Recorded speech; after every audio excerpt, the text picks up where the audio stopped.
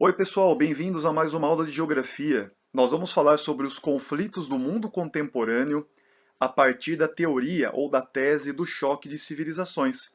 Nós precisamos definir o que são civilizações, né? Então, existem pelo menos dois sentidos para esse termo.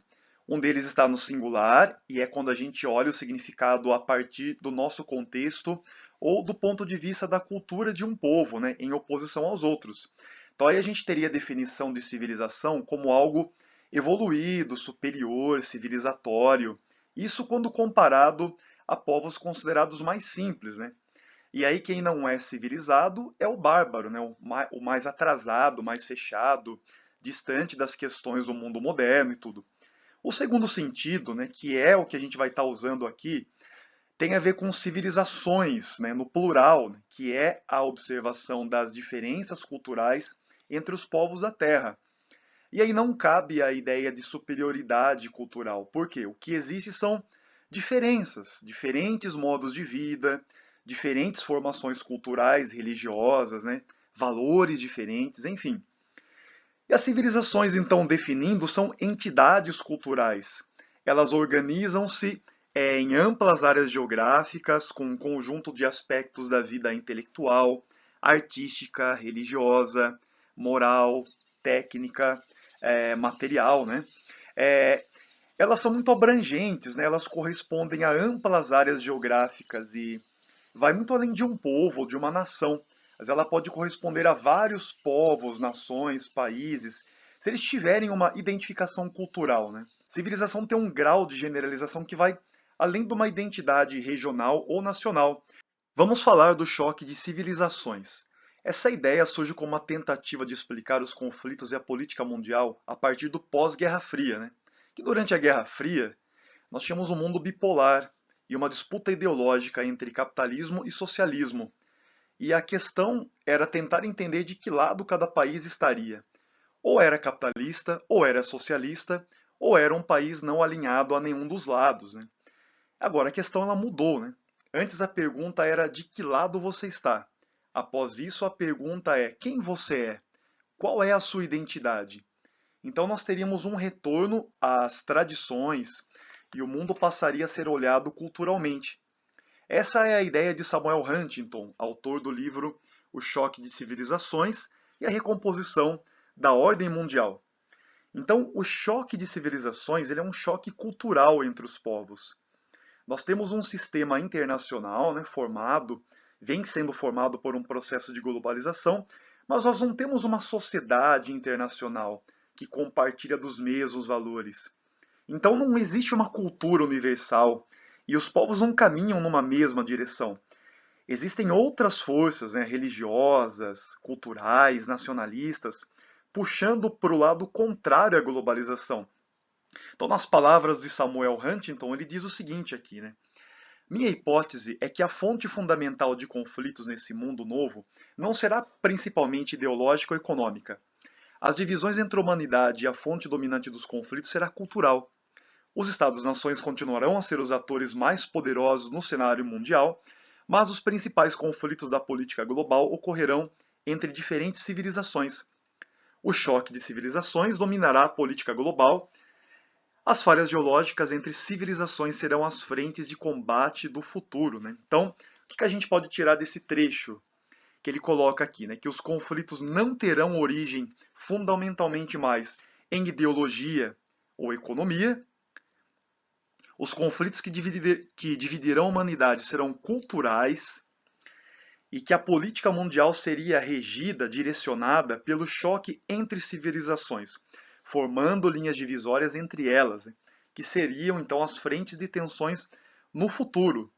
E nós temos exemplos de que a identidade cultural é o motivo por trás de reunificações e separações entre povos. E esse é um ponto importante. Vejamos aqui.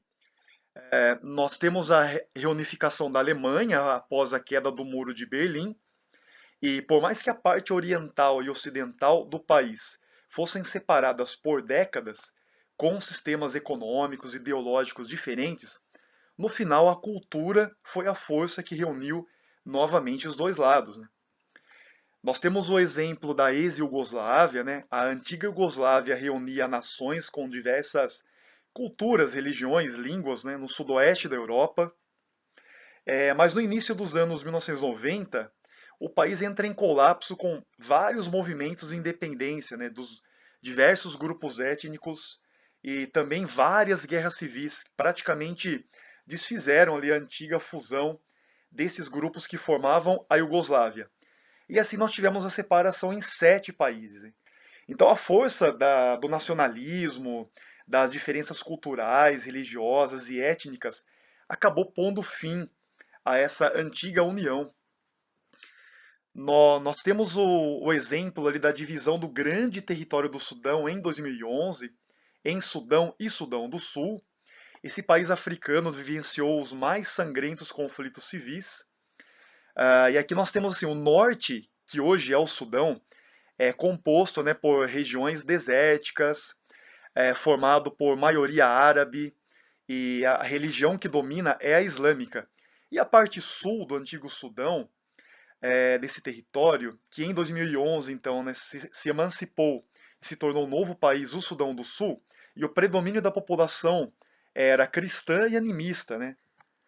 A Coreia é um caso de separação que ainda persiste, porque culturalmente poderia ser reunificada sem nenhuma incoerência.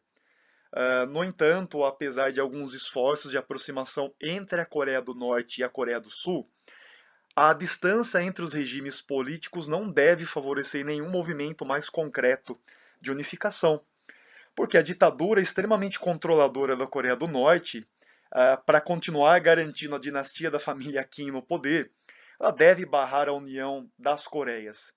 Aqui eu estou colocando 5 imagens, né, que representam conflitos do nosso mundo atual. E a questão que fica é, será que tudo pode ser pensado, né, à luz desses choques culturais e religiosos entre os povos? Né? Então eu vou abordar um pouquinho do contexto dessas 5 imagens no próximo slide, para a gente refletir, né, se tudo tem relação com a ideia do choque de civilizações, né? E caso tenham, né, em que medida, né, qual o grau de relação que esses conflitos teriam com essas ideias. Novamente aqui então as imagens, né? A primeira é sobre o atentado às Torres Gêmeas de Nova York no 11 de setembro de 2001. O que motivou esse ataque foi a vingança, né, de um grupo terrorista islâmico, né, Al-Qaeda, e o seu líder na época, né, o Osama Bin Laden. Por constantes intervenções e pela presença de tropas norte-americanas no Oriente Médio, também pelo apoio, né, dos Estados Unidos a Israel, pela atuação estadunidense em ataques contra grupos islâmicos nos últimos anos. Né? Existe um choque cultural entre o Ocidente e o Islã? Existe, isso é claro. Mas o atentado do 11 de setembro ele tem mais a ver com uma retaliação contra a política externa do governo dos Estados Unidos. Né? A segunda imagem ela mostra a invasão militar dos Estados Unidos no Iraque em 2003. E depois do atentado terrorista, os Estados Unidos promovem uma política agressiva de guerra contra o terrorismo internacional. E o Saddam Hussein, né, presidente do Iraque, considerado pelos Estados Unidos um ditador que oprimia minorias étnicas, passa a ser um dos alvos. Apesar da ONU ter reprovado a ação militar, mesmo assim os Estados Unidos lançam uma ofensiva, bombardeiam o território iraquiano e passam a controlar os campos de petróleo desse país. Né? Então, a motivação parece ter sido, em boa medida, econômica mesmo. A terceira imagem é sobre uma série de revoltas que duraram quase 20 dias na França, no qual nós tivemos aí episódios de violência urbana, tanto nos subúrbios de Paris quanto também em outras cidades francesas, no qual muitos jovens imigrantes pobres em bairros desassistidos pelo governo francês se rebelaram contra as condições sociais precárias, né, e contra o racismo. Então, o alvo das manifestações era o Estado francês, que deixava essas periferias à própria sorte. Então, quando isso aconteceu, muitos jornais e canais de notícias vincularam esses atos com movimentos religiosos, fundamentalismo islâmico e até com terrorismo internacional. Só que não teve nada a ver com isso, né? O que a gente teve aqui foi uma infeliz coincidência de serem imigrantes islâmicos tentando sobreviver num país ocidental. A quarta imagem ela mostra uma área das colinas de Golã, né, região de fronteira entre Síria e Israel. Foi conquistada pelos israelenses durante a Guerra dos Seis Dias. A Síria reclama a devolução desse território, enquanto Israel exige o reconhecimento como um Estado legítimo, né, por parte desse país vizinho. Israel seria uma nação judaica e a Síria islâmica. Então não deixa de ser um conflito entre civilizações, com religiões e culturas diferentes, mas a coisa não para por aí. Então tem fatores históricos do passado, né? Mas também tem disputa por controle territorial, né, e por recursos naturais importantes. Porque as colinas de Golã elas formam uma área montanhosa que dá uma posição estratégica de defesa e de ataque muito privilegiada para quem controla a área. E também essas colinas concentram recursos hídricos, né? E a quinta imagem ela mostra, está representando aqui uma homenagem às vítimas de um ataque terrorista em Bruxelas, né? E aqui nós temos uma situação, né, entre várias outras, que coloca em jogo, né, a liberdade de expressão frente à questão da intolerância e do extremismo religioso. Isso por quê? Alguns jornais europeus, né, que usam de linguagem irônica, de liberdade de expressão, para tratar de diversos temas, eles publicaram caricaturas, né, satíricas do profeta Maomé. Eles entenderam isso como uma provocação religiosa, né? Então, a partir daí, a Europa passa a ser alvo ainda maior de ações de grupos extremistas, fundamentalista islâmico. Essa situação da imagem 5 talvez seja a que mais represente, né, um choque cultural entre civilizações. E hoje existe na Europa, né, um sentimento ainda maior, né, de xenofobia e de islamofobia, né, também que cresceu bastante, né, com a presença de imigrantes islâmicos. Quais seriam as grandes civilizações do mundo contemporâneo, né? A gente vai ver aqui que a base das civilizações é cultura e religião. E essa junção nos ajuda a fazer uma divisão geográfica mundial das grandes civilizações. E aqui eu vou apresentar 10 civilizações. Vamos começar pela civilização ocidental, essa que nós temos aqui em azul escuro. Ela é uma junção da cultura greco-romana, mais o renascentismo e o iluminismo europeu. Ela é centrada na Europa, se expande para a América do Norte, para a Austrália e Nova Zelândia, e tem o cristianismo como religião predominante. Nós temos em roxo a civilização latino-americana. Nem todos concordam que exista essa civilização, porque não considerariam ela separada da ocidental, mas colocariam ela como uma subdivisão da civilização ocidental, né? Por quê? Porque houve colonização europeia, os idiomas são derivados, né, do latim, o que nos leva também, né, ao antigo Império Romano, que é a base da cultura ocidental. A religião é o catolicismo, né, que também foi base, né, da civilização romana antiga, né, e que também é base da ocidental. Enfim, mas os que defendem ela como uma civilização à parte vão mencionar uma influência maior da cultura africana e indígena na formação sociocultural, né, dos povos latino-americanos.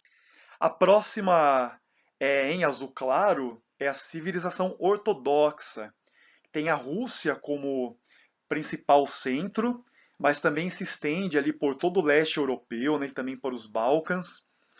Tem como base religiosa o cristianismo ortodoxo, que é diferente do cristianismo ocidental, né? Tem ali como formação cultural e étnica, né, os povos eslavos, né? Nós temos a civilização em verde, né, que é a árabe islâmica, com o predomínio da cultura árabe, né, mas também há vários outros povos e etnias, né, turcos, curdos, persas. Mas o elemento unificador é a religião islâmica, né? Ela começa, né, com Maomé na Península Arábica, se expande para o Oriente Médio, para o norte da África e alcança até o arquipélago da Indonésia, né? e é uma religião em expansão, né? Ah, a próxima civilização, né, que não é consenso, é a africana, né, também chamada de subsaariana. Ela compreende todos os países, né, pintados em marrom que se localizam ao sul do deserto do Saara, né? Mas aqui nós temos uma mistura de religiões tribais com o cristianismo, por conta da influência do colonialismo europeu. Por conta disso também uma mistura de idiomas, né, nativos com os idiomas europeus. E essa junção, com a existência de tantas etnias e culturas africanas, faz com que faz com que não exista uma coesão cultural. Ou seja, nós não teríamos uma unidade, né, cultural, mas uma pluralidade. E aí com a cor laranja, a gente tem aí o subcontinente indiano, né, que tem a Índia como principal centro dessa civilização, que é a hindu. Uma civilização muito antiga, né, que permaneceu isolada por muito tempo, no qual a religião, né, a espiritualidade são traços muito fortes, né? Então, o hinduísmo é a principal religião, mas existem muitas outras minorias religiosas importantes na composição dessa civilização. E aqui em amarelo nós temos uma civilização que também leva o nome da religião, né, que é a civilização budista. Aqui a gente destaca três regiões da Ásia, né, com predomínio do budismo, né, a Mongólia, aqui entre China e Rússia, o Tibete, que é uma região anexada pela China, mas que conserva, né, assim como a Mongólia, um sistema teocrático hierarquizado, né, conhecido como lamaísmo, né, que tem o Dalai Lama como chefe. E também nós temos, é, como parte dessa civilização budista, os países do Sudeste Asiático, né? Nós temos a civilização cínica, né, ou confuciana, né, destacada aqui em vermelho. Tem a China como principal centro, né?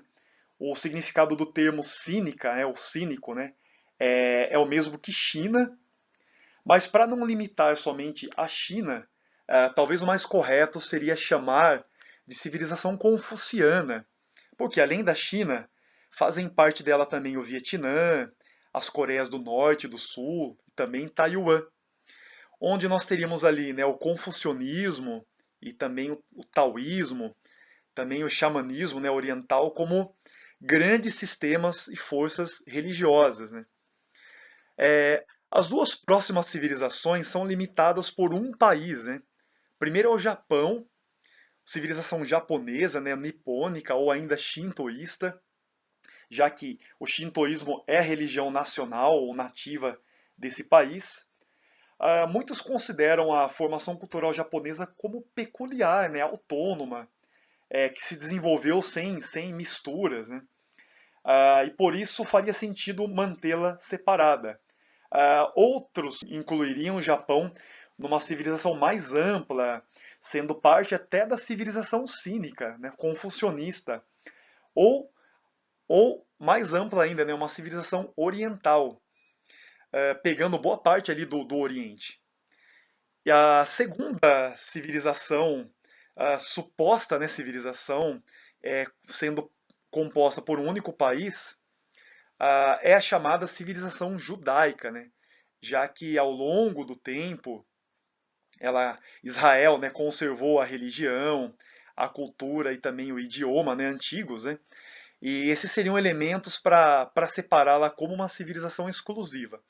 No entanto, para a maioria dos analistas, Israel é incluído como parte da civilização ocidental, já que é, né, um país que se modernizou, né, se ocidentalizou, tem estreitas relações, né, com o Ocidente, principalmente ali com os Estados Unidos. E aí uma coisa que é interessante analisar, né, que para o Samuel Huntington, nós estaríamos no último estágio de conflitos, né? Ele lista 4 estágios de conflitos da humanidade. O primeiro deles seria entre príncipes e monarcas, né? Isso acontecia no mundo antigo. O segundo entre estados-nações. O terceiro entre ideologias, né? Como nós tivemos o caso do período da Guerra Fria. E o quarto estágio, então, seria entre as civilizações. E por que que esses choques ou conflitos não ocorreram antes disso? Primeiro, né, pela interação restrita entre elas em contextos anteriores ao processo de globalização, né? Agora, com a globalização, as trocas, os intercâmbios, né, são muito maiores.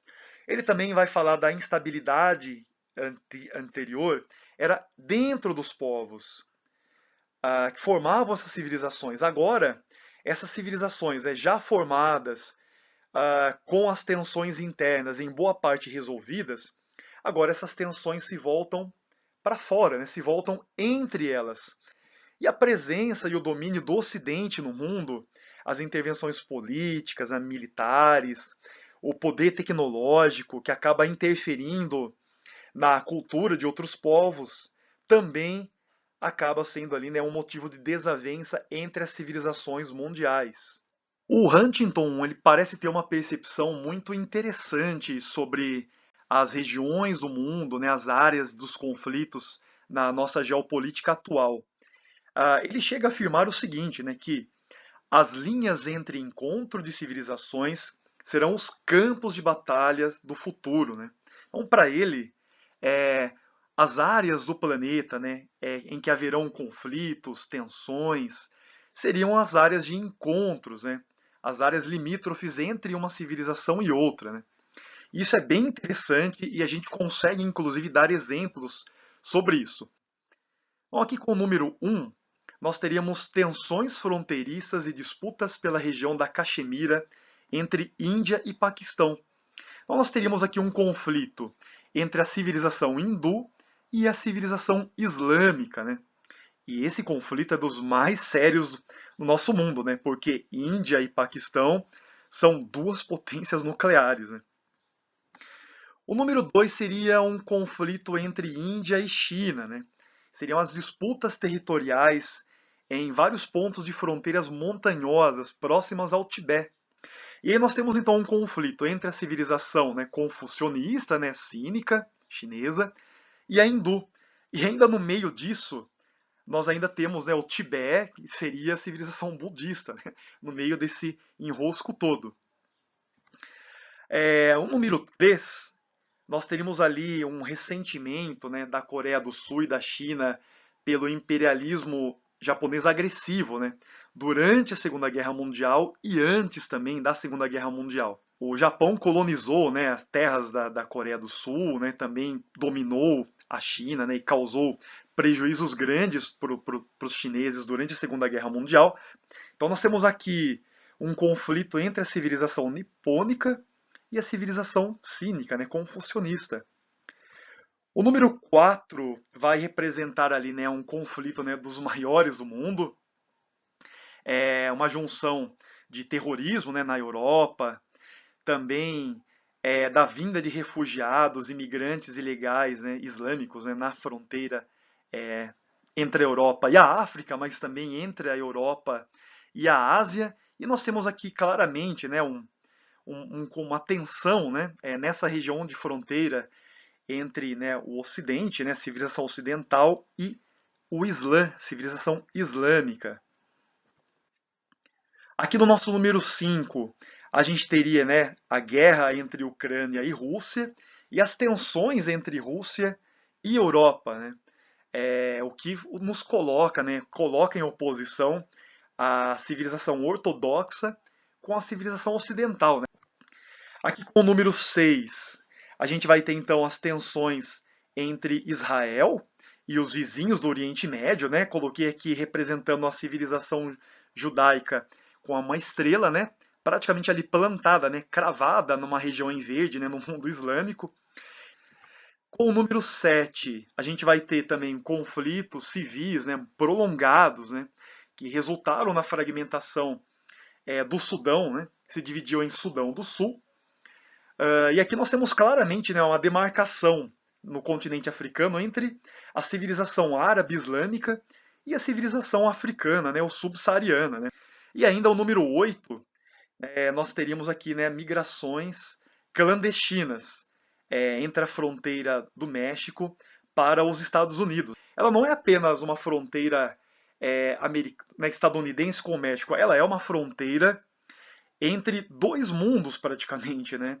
Que é o mundo anglo-saxão, né, da América anglo-saxônica, e também a América Latina, né? E aí nós temos aqui algumas críticas, né, ao choque de civilizações, né? Há quem aponte outras motivações para os atuais conflitos do mundo, né, que não são consideradas pelo autor, e elas estão relacionadas à disputa por territórios, por acesso a recursos vitais para a economia, a controle de regiões estratégicas, né, como forma de aumentar a influência e o poder. Outra coisa que apontam, né, que Huntington trata a cultura como algo monolítico, né, imutável, homogêneo, quando na verdade a cultura dos povos não é algo estático, né, mas está em contínua evolução e desenvolvimento, né? E outro problema que apontam é que a tese do choque de civilizações ela fundamenta-se em separação rigorosa entre diferentes culturas, desconsiderando diversos intercâmbios culturais, né, que caracterizariam o nosso mundo atual, o que tornaria impossível manter qualquer cultura isolada. Né? E a partir daqui nós vamos ver exemplos, né, de questões sobre esse tema que caem, né, em vestibulares e provas importantes. A questão número 1 diz o seguinte: Choque de Civilizações é o título do livro de autoria do cientista norte-americano Samuel Huntington, no qual são identificados conjuntos civilizacionais e seus possíveis enfrentamentos, conforme mapa ao lado.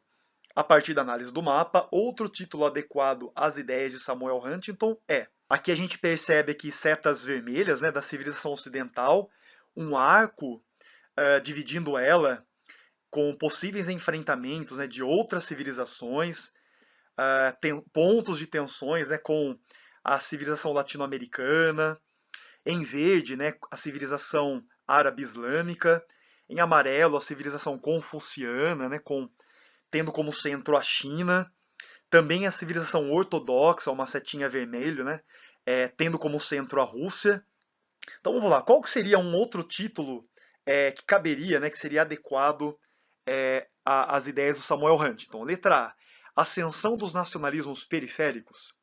Letra B, Triunfo global do mundo islâmico e confuciano.